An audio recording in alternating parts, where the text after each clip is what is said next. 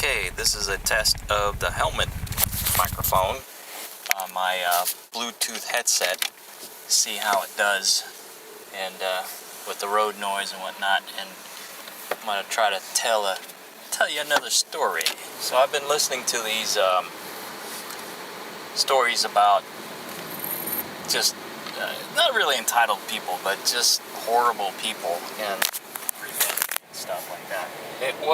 This is a story about when I used to work for a company that did inspections. I was hired on as a technical supervisor. I had 3 people who reported to me. They were definitely more knowledgeable than I was, but I was more of a traffic director than really a technical guy. I mean, I had the technical knowledge to eventually do what the people who reported me do, but basically I assigned the work assignments based on client requests or client accounts. So a job would come into the main office and they would require a certain type of inspection, and I would assign the inspection plan procedure to one of the technical guys to come up with the inspection plan, and he would send me the technical data, and I had an administrative assistant who would actually write or assemble the procedures. Then I would review them and send them to the client. So the guy that I interviewed with at this company, I actually interviewed at the company for an R&D engineer, but apparently they wanted somebody with a little more R&D experience. I was a development engineer in my previous job, but anyway, that position was filled by a guy with a PhD. But they did call me back and hired me as the technical supervisor. But when I hired on, I actually would be reporting to the operations manager, and not necessarily the guy that I interviewed with. Now, the guy I interviewed with, he's the main character of this story. We'll call him G. Let's just put it that way. We'll call him G. And G is I guess you could call him pathological, or a sociopath. Yeah, G is kind of a sociopath. And he would be very nice. He's a very nice and social guy. He's a great guy to go have a beer with, hang out, but he was a horrible business manager and had horrible business practices. He would actually berate customers and call them stupid and say, "That's ridiculous, we can't do that." And he would do that with the workers too. He would berate the workers. So he was just a nasty business person. But when you talk to him on a social scale, he was a cool guy. Very relatable. Kind of like some politicians we might know. So I hired in under the operations manager, who was an awesome boss. Probably one of the best bosses I've had up to that point. And he gave me a lot of leeway, a lot of room. Said, here's the next milestone I want you to reach as far as work proficiency. Let me know if you need any help. Let me know if you're having struggles or whatever. And if you have any ideas, run them by me, and we'll make things happen. So I worked there for about, I would say, 2 or 3 months. And everything was kind of running smoothly, as to be expected with any new job. So we'll call the ops manager Dave. We'll just call him Dave. That's not his real Dave and I did very well. Worked very well together. And my administrative assistant, we'll call her Angie. Angie's not her real name either. So after about 3 months, things started to kind of, I wouldn't say fester, but weird things started to kind of come to light. I started noticing more weird things. Like people would walk on eggshells around G, right? When I would have conversations with the technicians, and they would build inspection rigs. Technicians in the shop would build inspection rigs, and when I talked to them to get technical information on things to write in the procedures, they would kind of whisper G's name or kind of point in G's direction when something didn't make sense. It's like, so why are we doing it like this? Just help me understand. He's like, well, that's the way G wanted it. And then other things started to kind of crop up that were weird. G would ask me to do something or research something, and so I'd be working on it, and then he'll come to me and say, hey, did you get this other thing done? I'm like, no, I didn't know I was supposed to. I was working on this project that you told me to work on. It's like, oh, don't worry about that. We don't need that anymore. I'm like, okay. And shortly after 3 months, the guy that I reported to, Dave, just suddenly got fired. I mean, I came to work one day and he was gone. And I'm like, what's going on? So I gave Dave a call on his cell phone, and it was a work cell phone, but I think he still had it that day. And I was like, well, what happened? He goes, yeah, I got fired. It's like, anything I need to know about? Is anything that was my fault that you took the heat for? He said, no, nothing like that. He said, frankly, I don't know why I got fired either. They just came in and said, we don't need you anymore. And somebody told me, another coworker told me that they overheard G and the shop manager talking about something, and the shop manager told G, well, you didn't have to fire him. So I don't know what the details of the conversations were, but it was more strictly G's decision to fire Dave. And come to find out, we speculated after more conversations between me and Dave, we speculated that Dave stumbled onto some shady business practices that G was involved in. So, but there was nothing that we could prove, because Dave said he asked G about something. Hey, we're working for this customer. Are we allowed to work for that customer? And it wasn't. Maybe 2 days later, that's when G fired Dave. So anyway, moving forward, more and more strange things started to happen. And G was, I don't know, he was kind of, passive aggressive. He would go, we had a little break area where we had a coffee machine, and people would would put coffee grounds in the coffee maker and make the coffee. And G would go in there and get his coffee, and we had those little,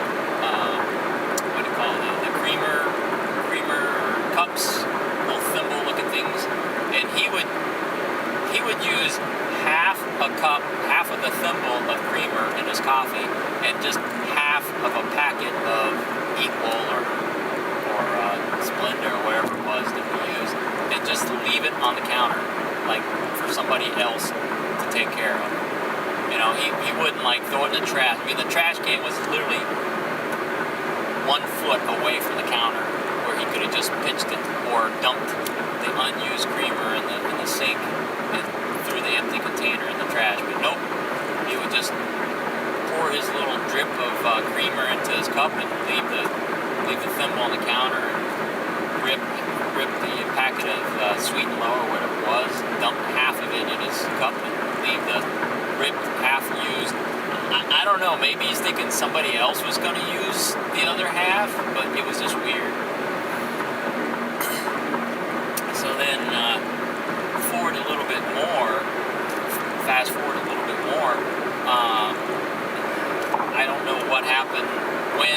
the sequence of things was, but I get a performance review, which kind of, well, first I get told that there was an off-site meeting with the director of the company, and it was at this address. So, and this is, we're going to have a presentation on something to get with this other guy, the quality manager, to discuss what the meeting was going to be about. So I get with the quality manager, and the quality manager's like, oh yeah, you need to bring up some process improvements, or some challenges that we're facing with what you're working on. I'm like, okay. So I go home, I work on a presentation on the streamlining of the procedure process, and I show up to this meeting, and G has a part of his presentation, and he had like one slide. And he talked for about 15 minutes on his one slide, and it was mostly nonsense. And then when I got up, I did my presentation, and it was pretty well laid out, but then they're like, yeah, that's not quite what we were looking for. I'm like, well, that's what the quality manager told me to present. So that was kind of bizarre. And then, like a month later, I get called in for a performance review. Now, mind you, I've been working 12, 13-hour days to get these procedures. They usually come in and they're last-minute requirements, and the customer needed them the next day, so me and the administrative assistant would work long hours to get these procedures made and sent out.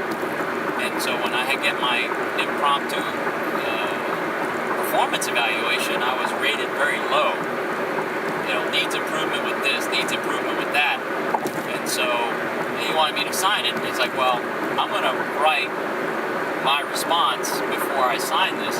So I wrote, there was no training, there was no definitive work instructions after Dave was fired. There were no written communications as to what my duties were, so I just kept working the same duties that I was working when Dave was still working there. And that, I don't understand why the performance evaluation is poor. So I talked with my administrative assistant about it, and she says, yeah, that's weird. It's like they want you to quit or something. So then fast forward a couple months later, they fire my administrative assistant just kind of out of the blue. So then I'm responsible for all of the creation of the procedures, which is not a big deal, but it's just one more thing I have to do on top of all the stuff that I have to do. I mean, there's a whole lot of weirdness going on beyond what G does, right? This is mainly about G. So, so then, so then fast forward probably a month after they fired my administrative assistant, G comes up to me. So technically, since I reported to Dave and Dave reported to G, when Dave left, I reported straight to G. Well, G comes up to me and says, I should have told you this before, but you know who you report to, right? I was like, well, I'm guessing you, since Dave left. He goes, no, you report to the shop manager now, which is weird because I was, when I was hired in, I was at the same level as the shop manager, and the shop manager, he had his own issues. That's a whole nother story. So I'm like, okay, whatever, and the shop manager and I, we kind of had a strained relationship. I mean, he would always try to corner me to make sure I was doing stuff right or getting stuff done. He would print out emails, hey, did you get this done? I was like, yeah, I did that last week. So I was always 3 or 4 steps ahead of him. And so and he was really, really abrasive to the guy that worked for him that did the CAD drawings and stuff for the projects. But anyway, so he said I reported to, I'll call him D. G and D. So I said, yeah, you report to D. Well, right about the same time, I get this call from this recruiter that says, hey, I wasn't going to even call you up because your monster profile said you weren't interested in relocating, but we got a job up in Indiana that you will be a great fit for. What, are you interested? And I was like, hell yeah. So, long story short, I got the job in Indiana, and one day I came in, I made sure I was like 3 weeks ahead, or had completed all my tasks 3 weeks ahead, at that point in time. I was like, yeah, I'm done, because this was in Texas, and Texas is an at-will state, so they could fire me at will, or I could quit at will. So I just said, yeah, I think I'm done. Thanks. And so I went around, talked to the people that I was relatively in good standing with, and said, yeah, good working with you. I'll catch you later. Yeah, and just to let you know, nobody in the company liked G. Nobody. They had to work with him because he was technically smart. He was with the company when they got bought by the bigger company. But his abrasiveness kind of overshadowed his technical expertise. And he would also, I think the other thing that got Dave fired was that Dave knew that he was lying, that G was lying to the customers about certain projects. They were supposed to get this certain technology up to speed, and when they had a conference with the customer about, hey, where are you guys at with this technology? G said, oh yeah, we're ready to go. It's up and going, and everything's proven out and stuff like that. And Dave knew that was an absolute lie. They hadn't even gotten off the ground with that project. So I don't know if Dave mentioned anything like that to G that got him in trouble, but yeah. So anyway, years later, I was at a conference, and I ran into one of the technicians that worked in the lab in the shop that made these inspection rigs.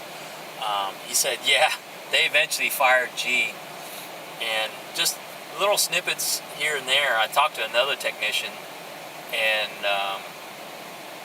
this was before I quit. He came up, he was one of the field technicians, and said, yeah, I'm surprised you're still here. I'm like, well, what's that supposed to mean? But the replacement that they hired after I quit, I think he only lasted like 3 months. That's what that one technician told me. He and I were friendly. He was a fairly, soft-spoken guy, but we had a good conversation when I met him at the conference. But yeah, and then of course D, the shop manager, apparently he was married, but he was having an affair with the billing person, and she was married too. So I don't know whatever became of that, if they ever got caught or what. But he said, yeah, you didn't know. Oh, there was another engineer that worked for him. I think I heard about D cheating on his wife with the billing person from the electrical engineer that worked there.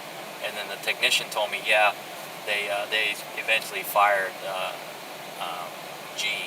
But anyway, so that's the long and short of working in probably the most abrasive, unhealthy, weird company that I ever worked for. Hope you enjoyed the story. Catch you later. Bye.